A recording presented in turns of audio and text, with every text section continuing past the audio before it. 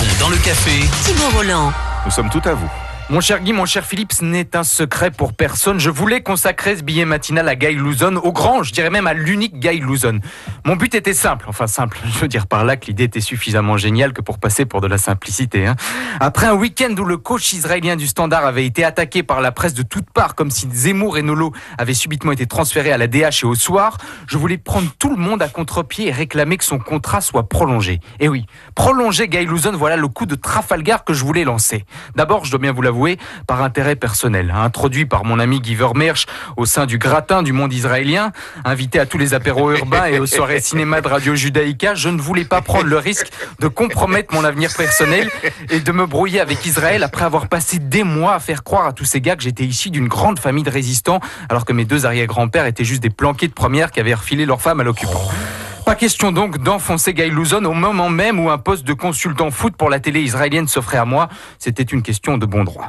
Enfin, je dois aussi vous avouer que j'avais été personnellement reçu des pressions de la part de la Confédération des joueurs professionnels de pantomime. Et oui, ça ne s'invente pas. Des professionnels de la pantomime qui estimaient que pour une fois qu'un de leurs représentants parvenait à accéder au plus haut niveau, la moindre des choses était de ne pas le poignarder dès la tombée du rideau. Mon cher Guy, mon cher Philippe, étant un adepte de la transparence, je vais donc vous lire ici une partie de leur communiqué par lequel nous sommes finalement tous concernés. Je cite.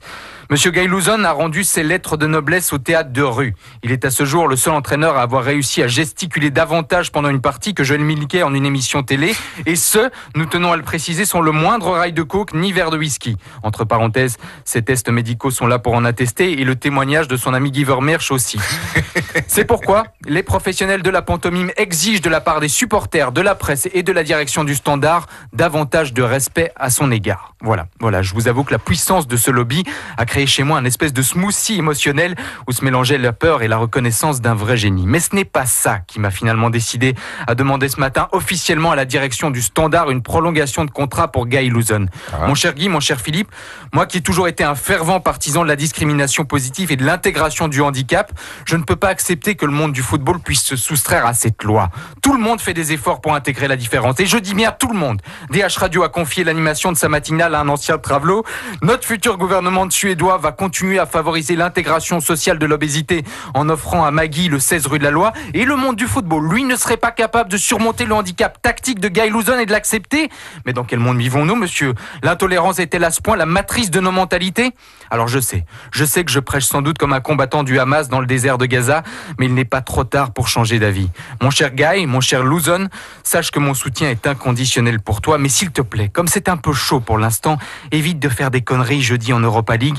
D'ailleurs, c'était sympa, ton idée de mettre un japonais au poste de back droit, mais n'allons pas plus loin cette fois, ce Clessin pourrait prendre des allures de Fukushima. Bon courage. DH Radio.